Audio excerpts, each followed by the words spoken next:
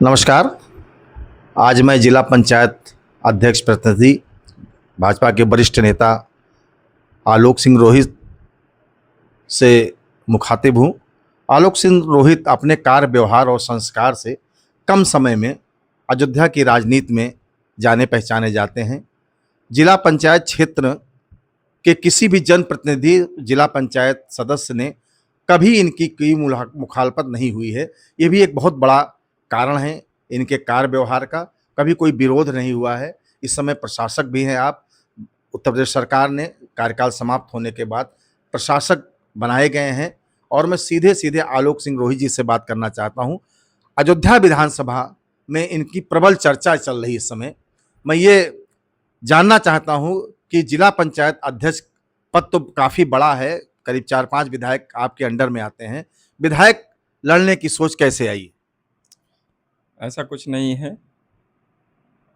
ये जनता जनार्दन है, वो सिर आँखों पर बैठाती है और व्यक्ति के कर्म से ही वो नीचे गिरा देती है। हमारे सम्मानित जो जनता जनार्दन है, हमारे जो अयोध्यावासी हैं, सबका प्यार दुलार स्नेह आशीर्वाद हम सबको सदैव मिलता रहा है। ईश्वर से मैं कामना करूँगा कि आगे भी मिलता रहे। आपने कहा कि जिला पंचायत अध्यक्ष के अंडर में 5 विधायक आते हैं, ऐसा नहीं है, किसी के अंडर में कोई नहीं आता है। हर व्यक्ति का अपना काम है, हर व्यक्ति का अपना कार्य क्षेत्र है और जिला पंचायत अध्यक्ष का जो कार्य क्षेत्र है वो नगर क्षेत्र के अलावा पूरे जनपद का जो भी शेष क्षेत्र बसता है वो पूरा क्षेत्र जिला पंचायत के दायरे में आता है। हम सभी सौभाग्यशाली हैं कि हनुमान जी महाराज ने ये अवसर दिया और हमारे जो चाहने वाले हैं, जो हमारे शुभचिंतक हैं, उनकी ज़रूर ये इच्छा है कि हम सब अयोध्या विधानसभा में आएँ। लेकिन ये सारी चीज़ें पार्टी को तय करना है, क्योंकि हम सभी भारतीय जनता पार्टी के समर्पित कार्यकर्ता हैं। मुझे लगता है कि पार्टी से मांगने से ज़्यादा जो हम लोगों को मिला है वो हमारी हैसियत से या जो हमारे कर्म थे उससे कहीं ज़्यादा हमको मिला है।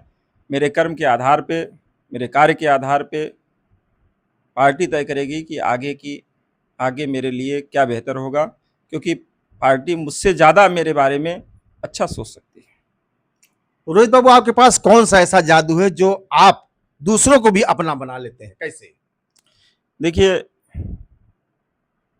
देश के यशस्वी प्रधानमंत्री श्री नरेंद्र मोदी जी और उत्तर प्रदेश के यशस्वी मुख्यमंत्री पूज्य योगी आदित्यनाथ जी, हम सभी उनके मार्गदर्शन में काम कर रहे हैं और हमारी पार्टी को जो विचारधारा है सबको साथ लेकर चलने की, सबका साथ सबका विकास, हम लोगों ने उसी मंत्र को आत्मसात किया और सबको साथ लेकर चलने का प्रयास किया। कभी किसी तरह का किसी के साथ कोई भेदभाव नहीं किया और हम सबका प्रयास रहता है। आज इतने दिन में ईमानदारी से मैं आपको बताऊं तो आज तक मैंने कभी एक व्यक्ति के खिलाफ न कोई एफआईआर कराई है, न किसी को थाने में बैठवाया है, न किसी को जेल भेजा। मेरा कितना भी बड़ा विरोधी हो, आज भी वो विरोध करता होगा, लेकिन ये सब कृत्य हम लोगों ने कभी नहीं किया, क्योंकि वो हमारा जो बिहेवियर है, जो हमारा कार्य व्यवहार है, उससे वो मैच ही नहीं करता। लिहाजा हम लोगों ने प्रयास किया कि सबको साथ लेकर चले और किसी से बैर क्या, किसी से दुश्मनी क्या, कोई हम लोग का खेत मेड़ का कोई झगड़ा तो है नहीं। राजनीतिक प्रधानता हो सकती है, वो अपनी जगह है, लेकिन आपस में मेल मिलाप और साथ में मिलकर काम करना, मुझे लगता है कि अगर हम सब साथ में मिलकर काम करेंगे तो इस क्षेत्र का, इस जनपद का, इसके साथ साथ उत्तर प्रदेश का भी जो माननीय मुख्यमंत्री जी की सोच है कि सर्वांगीण विकास हो, वो संभव हो पाएगा। मैं सबसे ये आग्रह करता हूँ कि आप सब आइए, साथ मिलकर काम करें।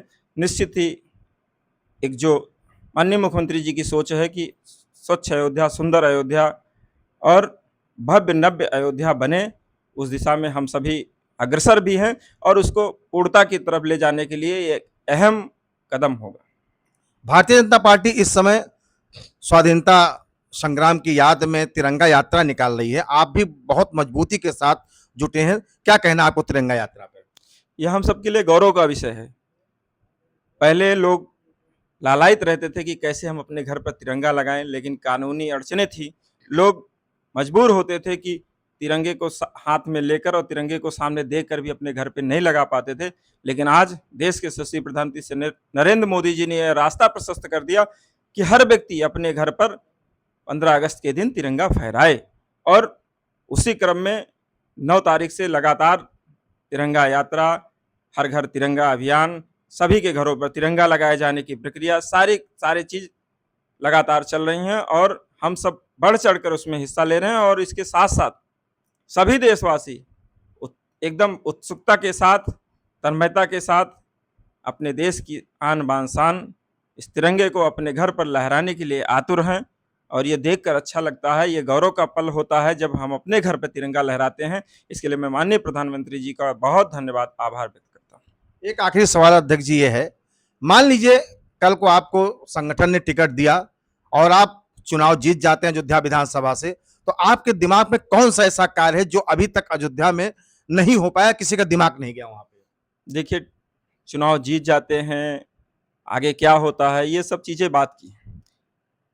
जो भी दिमाग में है उसको आज ही हम लोग प्रक्रिया में लाना चाहते हैं, क्योंकि ईश्वर ने जो दिया है ऐसा कोई काम नहीं कि उसको हम लोग ना कर पाए।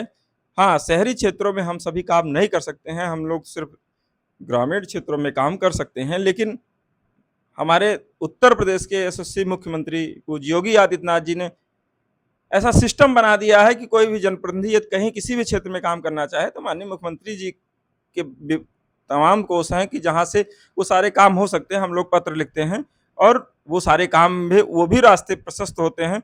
कई सारे मंदिरों का जीर्णोद्धार कराना, पर्यटन की दृष्टि से अयोध्या को बढ़ावा देना, उस दृष्टि से तमाम ऐसे मठ मंदिर हैं, तमाम ऐसे ग्रामीण क्षेत्रों में भी स्थान हैं जिनको विकसित कराया जाना मेरे हिसाब से अयोध्या के लिए बहुत हितकर होगा। यहाँ आने वाले जो दर्शनार्थी हैं, पूरे विश्व के लोग यहाँ आ रहे हैं, तो ऐसे क्षेत्रों में, ग्रामीण क्षेत्रों में भी जब जाएँगे और ऐसे स्थान जो डेवलप हुए हैं, जैसे आपका देखिए यहाँ माननीय मुख्यमंत्री जी के आशीर्वाद से सूर्यकुंड कितना अच्छा डेवलप हो, गुप्तार घाट कितना अच्छा डेवलप हो गया, राम मंदिर बना ही है, लता चौक, मतलब ऐसे कई सारे ऐसे स्थान हैं। ऐसे ग्रामीण क्षेत्रों में भी जब स्थान डेवलप होंगे तो लोगों को वहाँ जाने पर वहाँ वो आकर्षण का केंद्र होगा, मजबूर होंगे कि उस स्थान को भी एक बार हम देख के आएँ।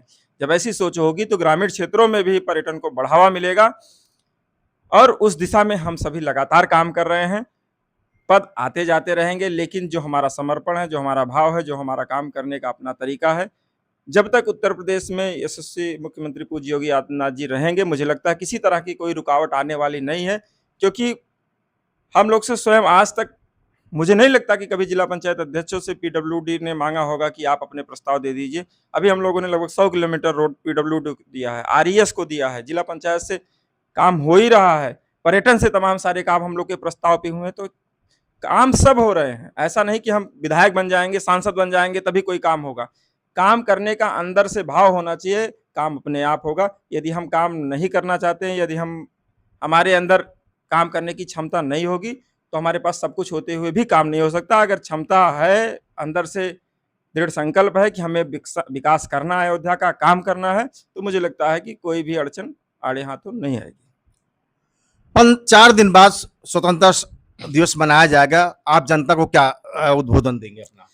मैं बधाई देता हूँ, शुभकामनाएँ देता हूँ सभी देशवासियों को। और जो ये स्वतंत्रता मिली है, इसको माननीय प्रधानमंत्री जी की जो सोच है कि 2047 में भारत विकसित राष्ट्र बने, हम सबको ये दृढ़ संकल्प लेना होगा कि माननीय प्रधानमंत्री जी के साथ कंधे से कंधा मिलाकर इस देश को 2047 तक विकसित राष्ट्र बनाने में अपना जो प्रयास है वो मैक्सिमम हम सबको देना चाहिए। क्योंकि जब देश विकसित होगा तो निश्चित ही हम सबका विकास होगा, और हम सबका विकास होगा तो देश अपने आप विकसित होगा। आप थे आलोक सिंह रोहित जी, जिला पंचायत अध्यक्ष प्रतिनिधि हैं, भाजपा के वरिष्ठ नेता हैं, और अयोध्या विधानसभा में लगातार आप दमदारी के साथ अपने लिए प्रयास कर रहे हैं। टिकट देना ना देना ऊपर का काम है, लेकिन आलोक सिंह रोहित से जो एक बार मिल लेता है वो इनका हो जाता है। कुछ इस टाइप का जादू आपके पास है। फिर मिलते हैं आपसे द केके न्यूज़ यूपी में।